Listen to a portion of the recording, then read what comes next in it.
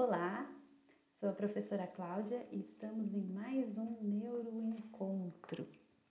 Hoje o tema é Neurônios da Leitura, uma sugestão feita por uma das inscritas no canal. Eu acredito que esse é um assunto muito relevante para os professores, já que nós precisamos compreender como que a aprendizagem da leitura ocorre no cérebro dos nossos alunos.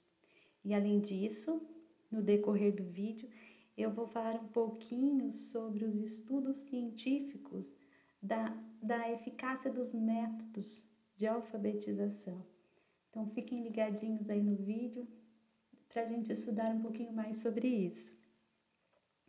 Quem tiver interesse sobre assuntos de neurociência e aprendizagem, inscrevam-se no canal e, por favor, deem um joinha, que é muito importante para que eu possa continuar fazendo novos vídeos para vocês, tá? E se puderem também acionarem o sininho aí fica mais fácil de vocês estarem vendo os novos vídeos. Então, vamos lá. A minha fala de hoje vai ser baseada nesse livro aí que vocês estão vendo. Os Neurônios da Leitura. Como a ciência explica a capacidade de ler. Foi um livro lançado em 2012 aqui no Brasil, tá? O autor é o francês Dehaene, E o livro foi traduzido por essa senhora aí, a doutora Leonor. Ela é uma importante linguista, aqui nacionalmente e internacionalmente. Então, foi ela que traduziu esse livro. Esse livro é um livro muito importante e é um livro, assim, referência nesse assunto. A questão de como acontece a aprendizagem da leitura no cérebro das pessoas em geral, tanto crianças como adultos. O Dehaene, ele realizou uma infinidade de experimentos, usando recursos de neuroimagem em adultos e crianças. Além disso, o estudo dele foi muito amplo, porque incluiu diversas culturas e diversos povos, Não foi um estudo feito lá na França. Não, foi um estudo mais global, por isso que ele tem mais relevância. Inclusive, ele convidou brasileiros, que jamais haviam frequentado a escola, portanto não eram alfabetizados, e convidou também brasileiros que foram alfabetizados quando adultos, para estar estudando, através da neuroimagem, como que era o cérebro dessas pessoas, além de pessoas de diversas nacionalidades. Então, é um estudo bem interessante. Vamos lá, então. Para o autor, a leitura é uma proeza, Como que o cérebro consegue realizar essa proeza, Ler não é algo simples ou natural, como, por exemplo, aprender a falar. Para a gente aprender a falar, basta a gente inserir a pessoa em um meio com pessoas falantes e, naturalmente, essa pessoa vai aprender a falar. Agora, isso já não acontece com a leitura. Se nós inserirmos uma pessoa em um ambiente repleto de livros, com materiais escritos, não é naturalmente que essa pessoa vai aprender a ler. Ela não vai aprender a ler naturalmente, ela vai precisar da intervenção. Eu não estou dizendo que esse ambiente alfabetizador, como alguns chamam, não é válido, mas só ele, por si só, não vai fazer com que alguém leia, certo? Deixa eu voltar o slide aqui. Através de muitos estudos, Dehaene descobriu uma área do cérebro que é ativada quando as pessoas leem. Tá vendo essa areazinha aí, que tem uma pequena seta, uma areazinha vermelha, minúscula aí? Essa área, ele estudou em várias pessoas de várias nacionalidades. Quando as pessoas estão lendo, essa área é ativada, certo? Essa área tem um nome, né, mais complexo, é a área occipito-temporal ventral esquerda, certo? Só que ele, para ficar mais fácil, ele deu um nome especial para essa área do cérebro, que seria a caixa das letras. É aí, nessa área, que a leitura acontece, que os neurônios dessa área conseguem reconhecer as palavras lidas, tá? Essa área, ela fica no hemisfério esquerdo do cérebro. Então, quando vocês, a partir de agora, observarem os alunos de vocês lendo, tá? Vocês já podem imaginar que do lado esquerdo da cabecinha deles, do cérebro deles, essa área, a caixa das letras, ela está ativada. Olha que legal, né?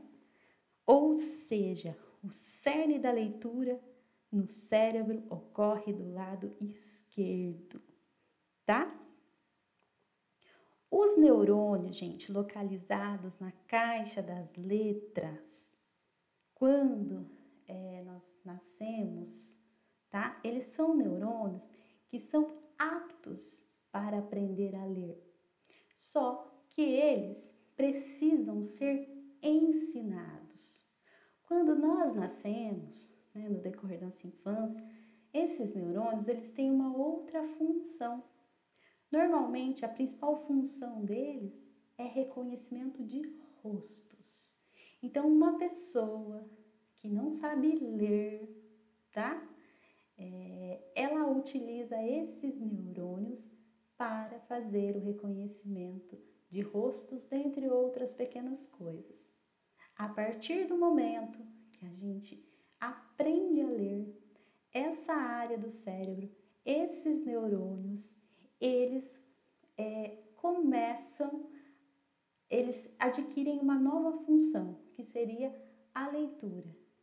E aí, quando precisamos reconhecer o rosto das pessoas, não é mais do lado esquerdo que o cérebro é acionado, ele é acionado do lado direito. Então, a leitura, ela modifica o nosso cérebro. Pessoas que leem têm um cérebro de um jeito, pessoas que não leem têm um cérebro de outra forma, funcionamento diferente. Olha que legal isso, né?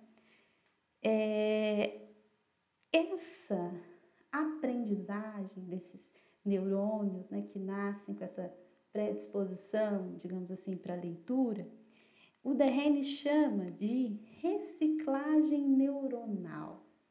Isso é você ensinar esses neurônios a ler. Isso ele dá o nome de reciclagem neuronal.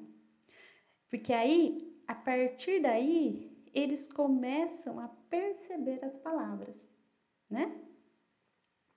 Se, por exemplo, acontecer uma lesão no cérebro de uma pessoa, exatamente nesse local aí, ó, na caixa das letras ou na área occipitotemporal ventral esquerda, o que vai acontecer com a pessoa? Ela vai ter alexia pura.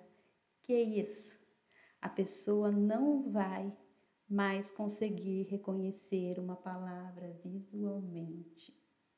Olha só para vocês verem. Agora eu vou falar um pouquinho, gente.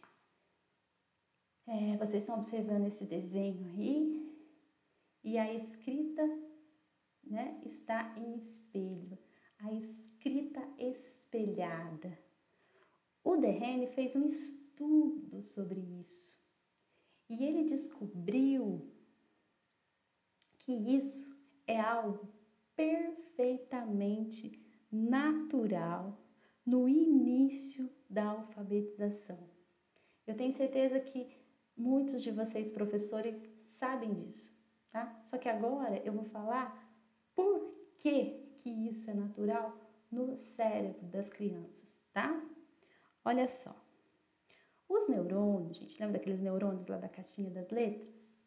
Quando eles estão aprendendo a ler, tá? Eles não conseguem perceber as diferentes posições das letras, mais ou menos assim. Olha só, vou mostrar mais uma imagem.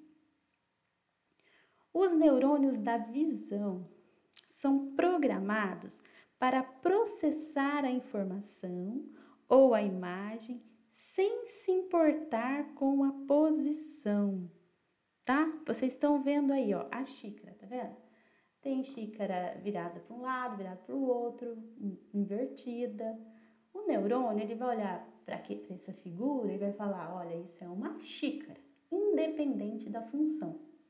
No início da alfabetização, o neurônio vai olhar para aquela letra ali, ó, gente, vamos lá, vamos dizer que vai olhar para a letra B, tá? E vai falar que é a letra B, independente da função. Se ela estiver virada para cá, para lá, não importa, ela vai ser uma letra só. Não interessa o lado que ela está. Porque esse neurônio ainda não passou por todo o processo de reciclagem neuronal. Ele não aprendeu tudo que ele tinha que aprender ainda. Então, é super comum e faz parte do processo as crianças escreverem de modo espelhado. Porque para eles, se eles fizerem o número 3 virado para um lado ou virado para o outro, aquilo para eles é o número 3, eles têm aquilo como verdade absoluta, certo? Ele começou esse estudo por quê? Porque o filho dele, quando tinha 5 anos, começou a escrever espelhado. E isso intrigou. E ele acabou até pensando que de repente ele podia ter alguma coisa, uma dislexia, né? Mas não, perfeitamente natural.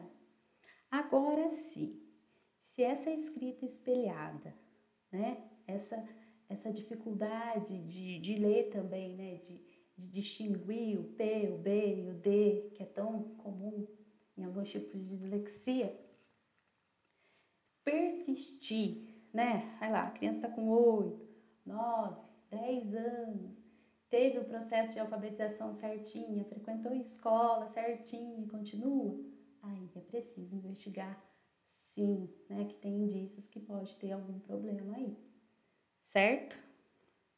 Então, porque os dislexos, né, eles apresentam dificuldade nessa reciclagem neuronal, em fazer com que seus neurônios, entre aspas, da leitura, aprendam a ler, tá?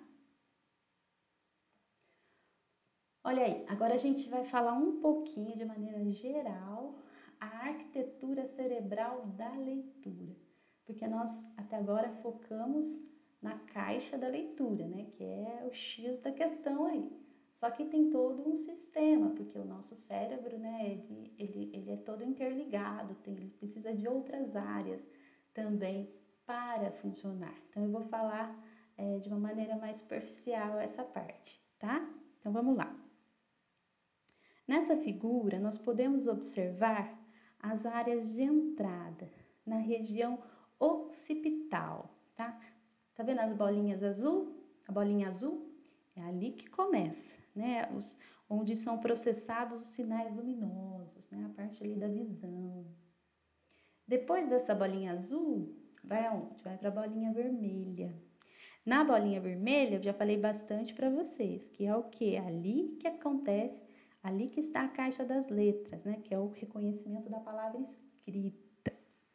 Depois, os circuitos que envolvem o processamento da imagem acústica da fala até as regiões que processam o significado. O significado ali está nas bolinhas verdes. E os circuitos que correspondem aos gestos motores relativos à produção da fala, que está em amarelo, meio alaranjado ali, tá? Então, a questão da articulação, quando a gente está lendo, está ali, tá? Isso é só para a gente ter uma noção de quais áreas estão sendo ativadas durante a leitura. O Derren também expõe sobre os métodos de alfabetização. Ele também fez um estudo sobre isso, muito interessante. Segundo ele, foram feitas várias experiências e o método mais eficaz na alfabetização é o método fônico, tá? Os estudos mostraram que as crianças alfabetizadas com este método aprendiam mais rápido e de forma mais eficiente, tá? Não que os outros métodos não ensinem, mas esse era mais rápido e mais eficiente. Mas olha que legal o estudo, tá? A leitura acontece a partir da identificação da letra e do som correspondente, certo? Na língua portuguesa, a criança aprende primeiro com a combinação de consoantes e vogais. Olha o exemplo aí, ó. O V e o A. Depois, ela aprende com a combinação de duas consoantes e uma vogal. V, R e A. Exemplo aí, né? O VRA. Este aprendizado, gente, acontece de que lado mesmo do cérebro? Aonde mesmo? Isso, do lado esquerdo, né? Na caixa das letras lá. Quando se usam metodologias para alfabetização que seguem um método global, né, no qual primeiro a criança aprende o sentido da palavra, sem necessariamente conhecer os símbolos, né? Sabe qual lado que é ativado? O lado direito do cérebro, tá? E aí, mas a decodificação dos símbolos, ela tem de chegar do lado esquerdo para que a leitura seja concluída. Então, vai ter que identificar os símbolos, né? É um processo mais demorado, que segue na via contrária do funcionamento do cérebro. Num certo sentido, nós podemos dizer que esse método ensina o lado errado do cérebro primeiro. Veja ativar o lado esquerdo primeiro, ele ativa primeiro o lado direito. Olha que informação interessante, né? As crianças que aprendem a ler processando primeiro o lado esquerdo do cérebro, no caso com o método fônico, estabelecem relações imediatas entre letras e sons, leem com mais facilidade e entendem mais rapidamente o significado daquilo que estão lendo. Gente, eu não quero levantar nenhuma polêmica sobre métodos de alfabetização, porque eu não sou contra nenhum. Quem me conhece sabe, tá? E também porque normalmente os professores, eles não fazem uso de um método puro, de um método único. Eles acabam, né, mesclando os métodos porque fazem tudo para alfabetizar as crianças. E eu tenho certeza que se você está assistindo esse vídeo até agora, você está de parabéns, porque você está buscando uma forma de ajudar os seus alunos. Os professores fazem de tudo. Mas eu acho importante nós refletirmos sobre as pesquisas que existem atualmente, né? Sobre a eficácia desse método, sobre as metodologias que realmente funcionam, que têm um respaldo científico. É importante a gente saber de tudo isso. Se vocês quiserem que eu faça algum vídeo sobre a metodologia fônica, posso estar fazendo, basta vocês colocarem aí nos comentários, tá? Então, só para a gente fechar, de acordo com essa teoria, as crianças, de modo geral, aprendem mais rápido com esse método, pois elas estimulam diretamente a caixa das letras no cérebro dos alunos. Olha que fantástico isso, né? Próximo slide, nós vamos falar um pouquinho sobre a importância da fluência da leitura, que é algo que esse autor também prega muito. Por quê? Vou explicar por quê também, tá? De acordo com o autor, para melhorar a interpretação do texto, é importante automatizar a leitura, né? Nós, enquanto professores, sabemos como muitas vezes é difícil a interpretação do texto, né? Muitos apresentam essa dificuldade na interpretação, principalmente, né, localizar o que está implícito, é algo difícil.